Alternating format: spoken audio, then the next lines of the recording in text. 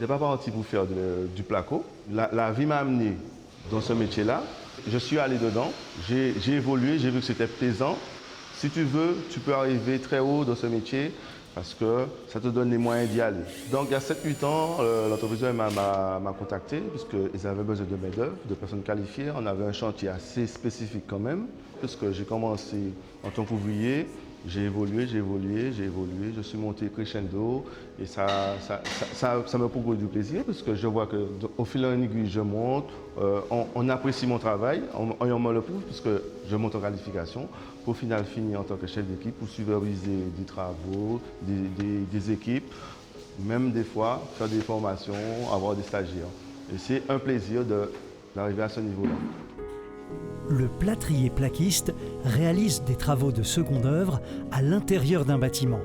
Il effectue des prestations variées et possède un rôle clé sur le chantier. Un plaquiste doit pouvoir déjà lire un plan, tracer, implanter des cloisons et être autonome du début de sa cloison jusqu'à la fin.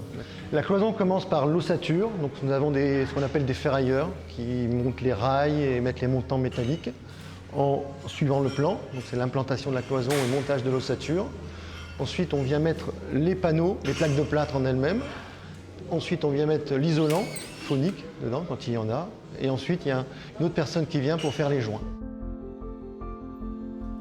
Habillage de surface, montage de cloisons et de faux plafonds, le métier de plâtrier-plaquiste est un métier évolutif qui demande une formation de base de qualité.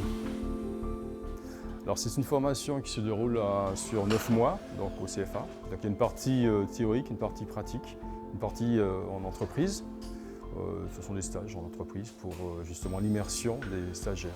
Moi je pense que c'est une formation d'avenir et de plus en plus on recherche des plâtriers-plaquistes. Au départ, les gens ils étaient un peu frileux parce qu'on n'avait pas trop l'habitude du placo en Martinique. On avait plus l'habitude de la brique et des parpaings, mais je trouve que c'est de plus en plus demandé. D'ailleurs, il y a certains chefs d'entreprise qui me disent qu'ils sont en attente justement de plâtrier-plaquiste. Le métier de plâtrier-plaquiste est une spécialisation du BTP qui attire de plus en plus de professionnels du bâtiment. J'ai toujours été apte à faire des métiers d'homme, donc je suis polyvalente dans le bâtiment. Électricité, plomberie, peinture en bâtiment. Finition. L'intérêt, c'est que je peux compléter ma formation en tant que plaquiste, plâtrier. Ce serait un plus pour moi au niveau des travaux que je sais déjà faire. Je suis très manuelle, donc j'ai les capacités de faire beaucoup de choses, donc je les mets en pratique. Les entreprises spécialisées recherchent des collaborateurs opérationnels, connaisseurs du métier et de ses exigences.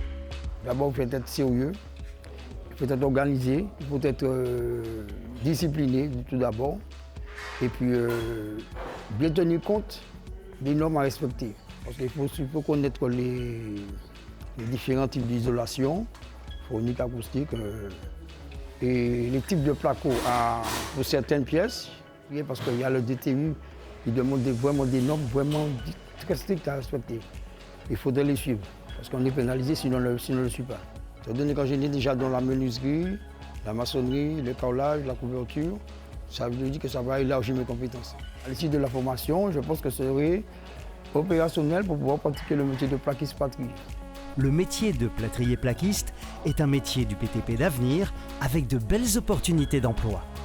Donc nous recherchons en permanence des personnes qualifiées, des plaquistes, puisque aujourd'hui notre personnel est assez vieillissant et c'est assez difficile de trouver des jeunes qualifiés. Actuellement, le métier de plaquiste est sous tension. Effectivement, on n'arrive pas à trouver facilement du personnel qualifié. Donc c'est une des grosses difficultés. C'est presque plus facile aujourd'hui de trouver des marchés que d'avoir le personnel pour le réaliser correctement et dans les délais.